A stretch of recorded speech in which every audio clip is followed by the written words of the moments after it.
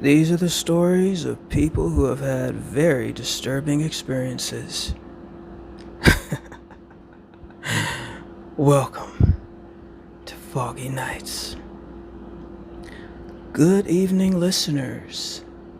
I want you to do me a favor before we begin.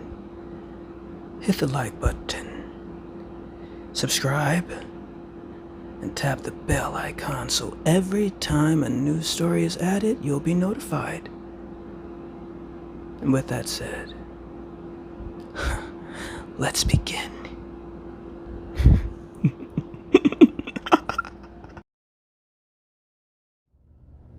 Part 2. Dark Chocolaty Woman. In that moment I felt my parts release, loosen, and drop in my pants. I look away from her, and then down, trying to keep my parts calm rather than noticeably standing strong.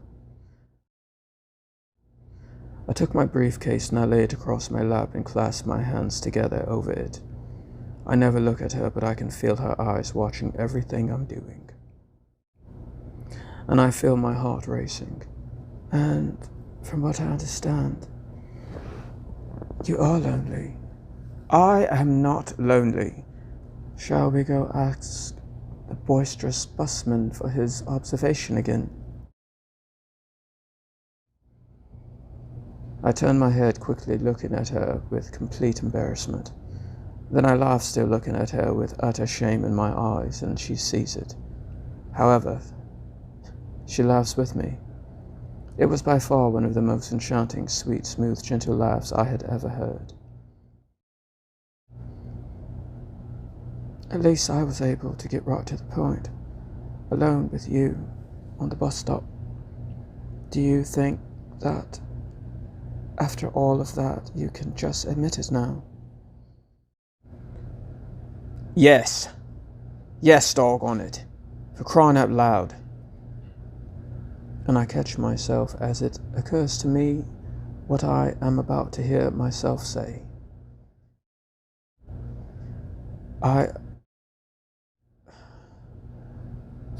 I look up at her again.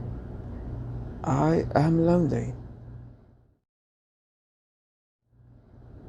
Shaking my head, keeping my eyes locked with hers, and feeling every bit of my pride shatter and crumble. She nods her head with a feeling of understanding emanating off of her. So take me home with you. If we are both lonely, why not be lonely together? As she takes her hand and puts it on my left arm and slides it down to my hand and takes it in hers to hold, she squeezes it. And I instantly squeeze hers right back, looking at her with fiery lust in my eyes, and she sees it. And we can be lonely together. As she looks at me, with that seductive, longing, take-me look in her eyes. In a second there we were in the back of the bus, kissing hard, pushing our faces into each other, rocking back and forth in the seats as though competing to see who could kiss harder and deeper with more bloodthirsty passion and hunger. As the bus went through a tunnel, and everything went dark, including the lights on the bus, still looking, still holding hands, and our fingers were interlocked in a firm grip. Her hands were so soft and warm, and she tasted like dark, sweet strawberries, and every bit of her kiss was absolutely delicious. As I finally pulled my face away, she bit my bottom lip with her teeth like some wild animal that had made a fresh kill and was not ready to release the chunk of fresh flesh from her teeth. I was excited in parts of my body where I will not say. Reacting without thought, I bit back, holding her top lip in my teeth. We stayed there like that for a moment in the dark of the bus, breathing heavy and hard into each other's face. She let my lip go, and I hers. As I pulled away, I looked at her, and found her eyes again glowing in the dark, that subtle yellow, which caused me to jump back into my seat away from her a bit. In what light that flashed into the bus windows, she did not look so beautiful and human. I squinted to make sure I was seeing what I was seeing and to make sure my eyes were not playing tricks on me. The creature of a woman moved like some serpent in the dark, and as the lights came back on, there she was again, as beautiful and marvelous as she was before. I was shook, but I did not let her see it. I figured it may have been the cocktails I had on my lunch break at work getting to me. After all, what unhappy accountant doesn't have a drink on his lunch break unless it is his passion? I shook it off and said to her, "Come home with me tonight. Let me give you all that you desire."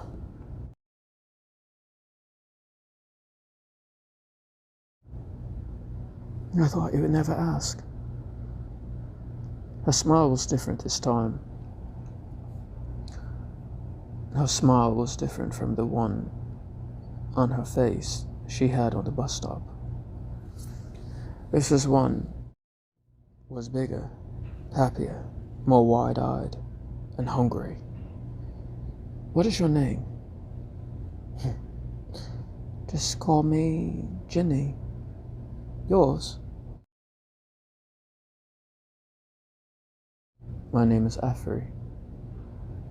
"Afri? Well, how did you get that name, I wonder?" Sitting there waiting for our bus ride to come to an end. "My father gave it to me after my mother died." "Oh, God, I'm sorry to hear that." I nod. "She died giving birth to me at home. Because he felt like she gave birth to me, she was free. So he named me Afri." "So you never got to know her?" "No, I did not. What I gather, she was quite the woman." "What does it mean?" "Practical, status-loving, power-seeking, materialistic, fair, self-sufficient, loves controlling, short-tempered, stressful, cunning, ambitious, realistic, powerful, authoritative, courageous, and leading." "So underneath that flesh of yours is all of that?" "You could say that. But honestly, I am none of those things." "Well, why not?" I am just not. Perhaps we can make you into all of those things." As she leans on me again and rubs her face against my shirt on my chest and her nose up against my neck and under my chin and begins to lick it. She continues to move her face next to my ear and nibbles on it and whispers, "I want you. I want all of you." I tilt my head to look down at her, and with her eyes looking deeply into mine with hungry, animalistic lust, I let her know, "I want you, too, in a vicious way." I unlock the door to my apartment and she walks in first, and I lock the door behind us. And before I have a moment to turn around, she is pushing me hard up against the door, almost slamming me against it, with strength I would not have imagined her to have. Again kissing me hard while damn near ripping my tie off and popping the buttons off my shirt to tear it open. I am stunned and shocked and excited all at the same time, but loving every moment of it. I put my arms around her and pulling her into me and tight, feeling that beautiful body of hers. She pushes me back and goes for my belt, almost ripping it off in a fit of passion. I looked down, watching her hands moving so quickly as she looks up at me. It was clear that she was not playing games. It was clear that she was not playing any games, and things were about to get serious very quickly, and I was not sure I was ready or would last long enough to satisfy her craving. For it had been some time since I had engaged in animalistic lust like this, and I was nervous. But before I knew it, I was the one, against the door, feeling sensations that led me to a trance-like state of mind, and she was the one squatting down before me, doing things to me that had not been done in some time, but I definitely felt more biting than what was pleasing. I maneuvered away from being practically nailed to my own apartment door and walking near the kitchen, fully removing my shoes and socks and pants. My shirt was ripped, thanks to her, so I threw it in the trash and turned around to look at her and found her still squatting like some animal looking hungry, and her eyes on me with a bloodthirsty look at them. Again, they were glowing in the dim light of my apartment, that subtle yellow. But I did enjoy what she was doing to me. Her insatiable, lustful appetite, and how she was making me feel. It had been a while, and it was all so very wanted and needed that she could have been a demon for all I care. I knew I would have died satisfied and a happy man. I left her there for a moment. I opened my fridge. I took a glass of water out to drink. I put it back, closed the fridge door, and before I had a chance to turn around good or hear her move across the room, there she was, right up on my face, beautiful as ever. I was startled and I jumped a bit, caught by surprise of her being right up on me without making not a sound. I looked at her. She was looking at me, and something did not feel right. Before I knew it, she shoved me to the floor. Her movements were so sporadic and fast that I did not have time to keep up, and it kept me in a half-frightened place. I was not used to a woman direct and forceful and strong like this. I hit the floor hard, banging my head on it. I tilted my head to look up, and before I could realize what was happening, she was on me, having every bit of her way with me she wanted. She was proving to me how lonely she was and how lonely she had been, to the point where it almost hurt. And I wanted to say, "Wait, give me a minute, please." But then what kind of man would that make me look like in her eyes? So I took it like a man, and on the kitchen floor, and as I got more relaxed and into it, well, I found that I was her horse, and she was having it no other way than for me to be galloping her to some place I had never been before. When it was over, she stayed there for a moment looking at me. With a demented, psychotic look in her eyes, the room was silent and had a stillness in the air. As I caught my breath and she caught hers, both breathing hard, from nowhere she says,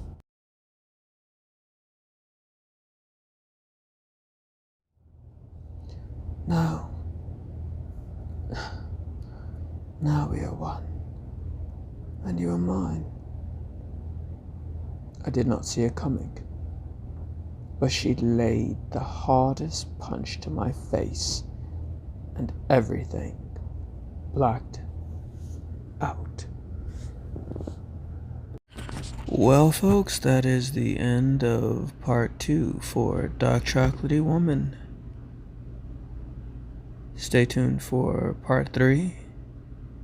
And as always, please be sure to like, subscribe, and hit the bell icon so you'll be notified for every new upload. and you will want to know what happens next in part 3 of Dark Chocolaty Woman. Good night.